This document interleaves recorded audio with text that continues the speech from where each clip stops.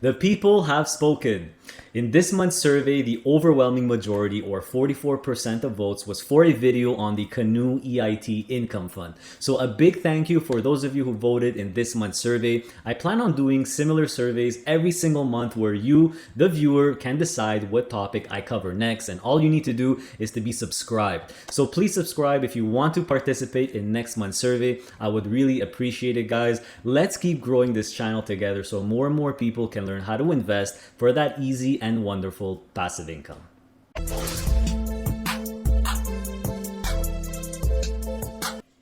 So the Canoe EIT income fund, stock symbol EIT.UN, is one of the biggest and, in my opinion, the best closed-end fund in Canada. So of course it's listed on the Canadian Stock Market Exchange, the TSX. So for my American friends watching, make sure you keep that in mind. Now I just want to point out real quick that in my digital product, I mistakenly tagged this fund as a US listed fund. I apologize for that. It was an error. It's definitely Canadian listed. So a quick shout out to one of my most loyal subscribers, Chris Hepburn, for letting me know about this error. Thanks, buddy. So to my American friends who cannot access the stock because it's Canadian listed, I would say that CLM would be a comparable fund. They are both closed-end funds that invest in blue chip stocks and are designed primarily for high income, and they don't use a covered call strategy. So they really try to capture the growth organically with stock price upside and dividends. Another comparable fund for you Americans out there would be the Liberty All-Star Equity Fund, stock symbol USA, very easy to remember. So make sure to check those out.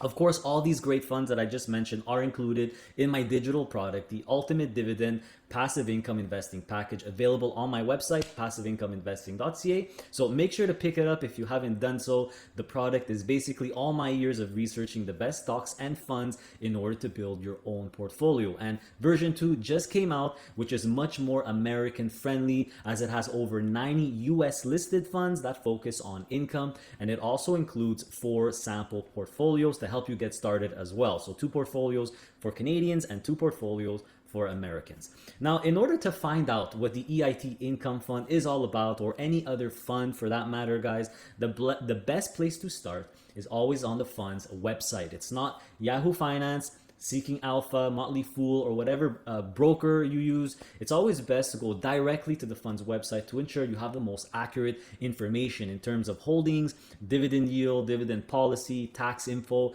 management fee, etc., etc. So let's check out the fund's website together and see what this fund is all about, what it holds, who manages it, how long it's been around, the dividends, how is the income tax, the management fees, everything. And after that, I'll quickly show you the entire stock, the stock chart and dividend history, and tell you the 6 things that I love most about this fund. So let's get started. All right, guys, I'm on the homepage of the Canoe EIT Income Fund. This is where you go to do your research for any fund. So let's just start with the mission, objective, or the description of the fund, because just that, it tells you a lot. So it's one of Canada's largest closed-end investment funds, designed to maximize monthly distributions. That's a big point here, and capital appreciation by investing in a broadly diversified portfolio of high-quality securities or high-quality stocks. So whenever you see designed to maximize monthly distributions first before anything else like capital appreciation, that just means that's the primary objective. So right here on the homepage, you can see that the NAV is actually higher than what the stock is trading for, just by a little bit. So it is trading at a small discount right now. And if we just scroll down, this is the guy who manages it, by the way, Rob Taylor. I think he's like the VP of Canoe or something like that. And another cool thing I just want to show you is that every quarter they have here a commentary, a quarterly commentary, which will tell you about how the overall stock market is doing and the overall performance of Canoe. So I just wanted to point that out to you, because this is one of the few newsletters or updates on the stock market that I like, because it's very, very well written. And it also gives you an idea of how the Canoe EIT income fund is doing.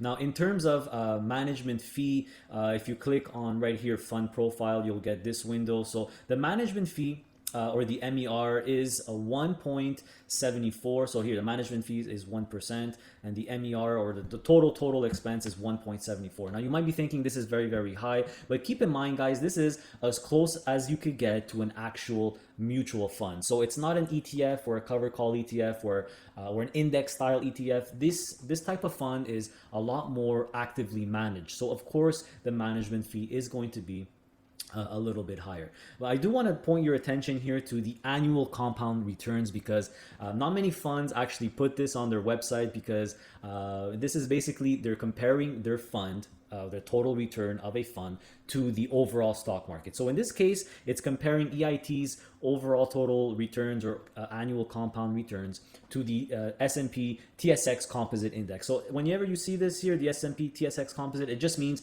the overall Canadian stock market. So why is it comparing it to the overall Canadian stock market? Well, if you actually click on asset mix, you could see that it's Canadian focused, right? So it has the majority of its stocks in Canadian stocks, but there's also a nice chunk in US and just a tiny bit of international. So that's why it's comparing the fund to the TSX Composite Index. So very interesting that overall the Canadian stock market since inception has an average return rate of about 6.9 or 7% a year. So EIT, on the other hand, has done 8.6%. So it's actually beating the overall Canadian stock market, which means it's like comparing the EIT or EIT.UN to a Vanguard index fund that has the whole Canadian stock market. So it's actually beating it. And of course, this does include the dividends. So of course, the first thing we want to know, or the most important thing that I tell everyone when you're researching a fund, an ETF, a split fund, you got to look at what stocks are in the fund. That is the most important thing, guys, for sure. So as we saw the asset mix here, you're looking at about almost 50-50 between Canada and US, a little bit heavier in the Canada.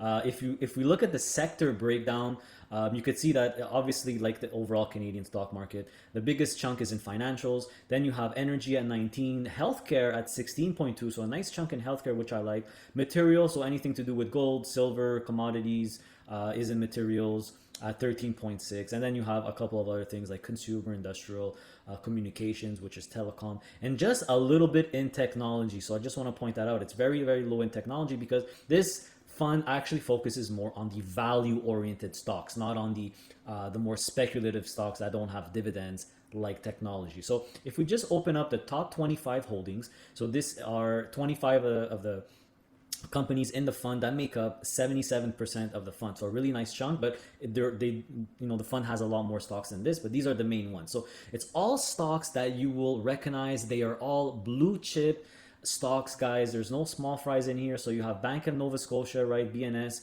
Tourmaline Oil Corp, a big energy company, Anthem, I believe that's a healthcare, Royal Bank, Canadian Natural Resources, that is the biggest oil and gas producer in Canada.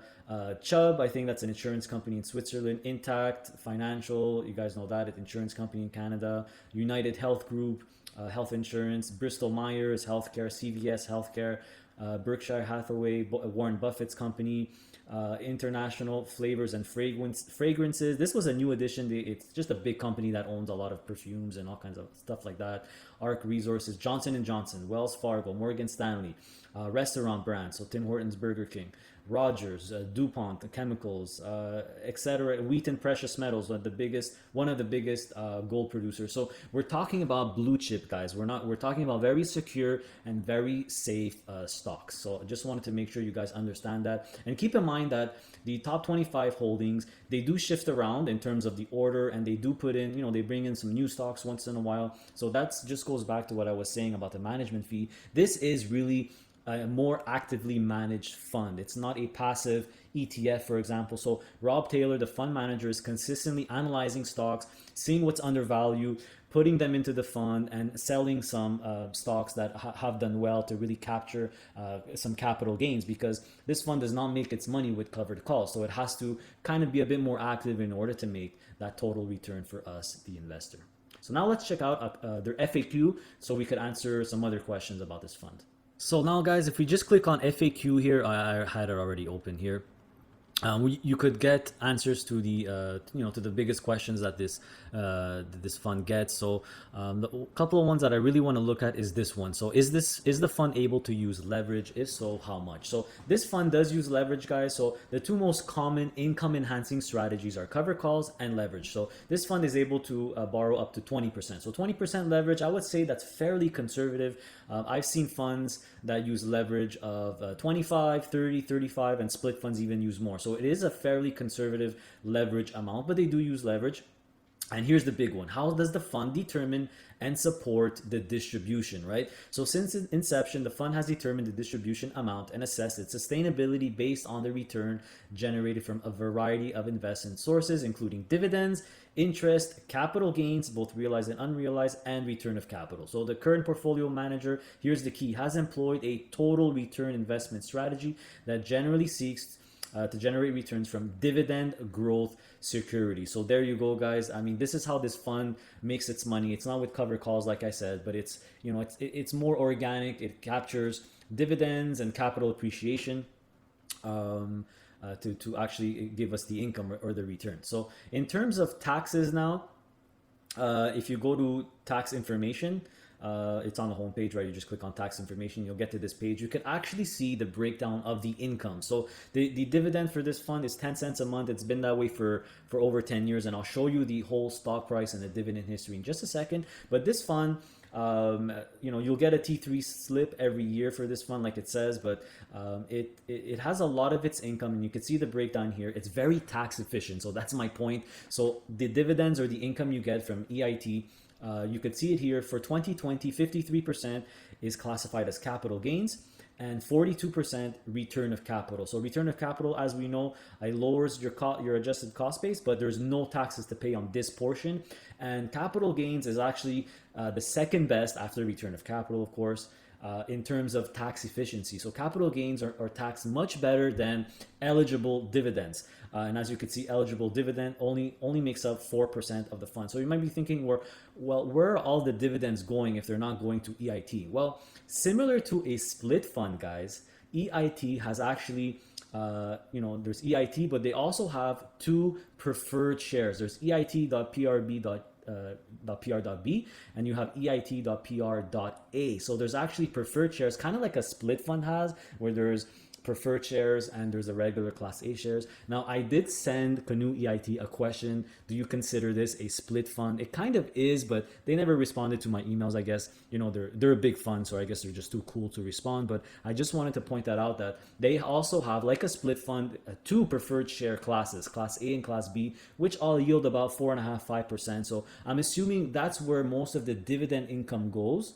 to support those preferred shareholders, and the rest goes to EIT. That's why I'm pretty sure EIT has very little eligible dividends, but a lot of capital gains, a lot of return of capital, because the dividends are most likely going there. Another thing I wanted to mention in the FAQs, does it have a termination date like split funds? And the answer is yes. I'm just trying to find it here. Here it is. What is the termination date for Canoe EIT? So like split funds do have a termination date. They're usually every 5 years. So you could see that EIT actually has a termination date in 2050. So a really long time from now, like 30 years. But I mean, subject to any extension approved to unit holders. So just because it has a termination date will not mean it will actually terminate. All this from experience, most of the split funds that I invest all just extend it. But this one is really, really far away at 2050. Will they terminate it? Will they not? Will they keep going? I have no idea. I can't really tell you. But what I could say is I get a lot of questions about this. If it does get terminated, what happens? Do I lose my money? Does it go to zero? The answer is no. If it does terminate, you will get reimbursed the NAV, or whatever the stock price per share is worth. So don't worry about losing all your money.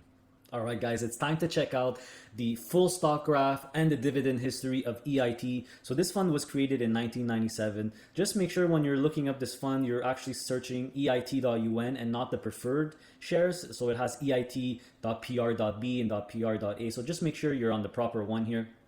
And like you could see here, it was created in 1997, and it was a lot higher, fairly stable at 20 before the financial crisis. in 2007, 2008 here, and you could see a big drop off. So I can't comment on exactly what the distribution policy was before 2008. I think it's not really fair to judge this fund before then. My assumption is because it was so heavy on the financials, maybe that's why it took a big beating like everything else. But as of, I mean, the dividends here, you could actually see them. They're like 21 cents, 21 cents. Then it moved to 15 cents in 2009. And then 15 cents, and I think June 26.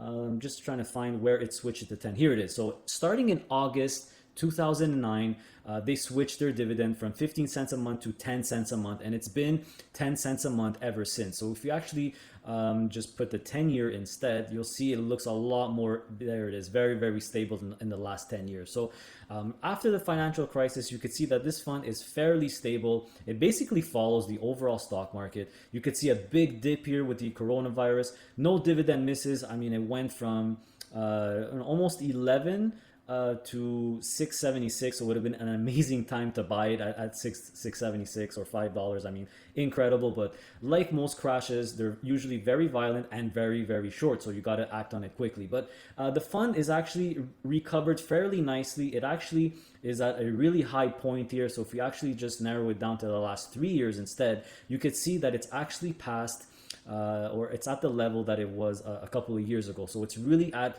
pretty much all-time highs. You could see the 52-week range here, guys, right? So 11.99 is the ultimate high point in the last year. It's at 11.96 now. Let's just see a refresh it, 11.97. So it's pretty much there at the top.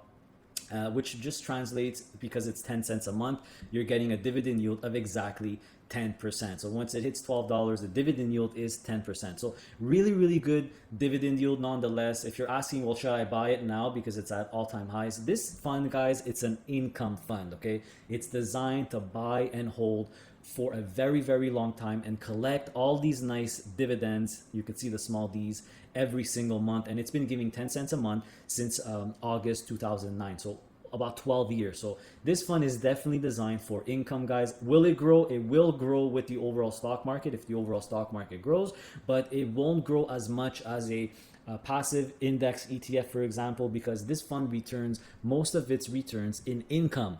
So that's why the capital appreciation is very slow. So there you have it, guys. There's the chart. Very solid. The last 10 years have been stellar. Very stable fund. And I just absolutely love it. So let's go into the 6 favorite things now that I love about this fund.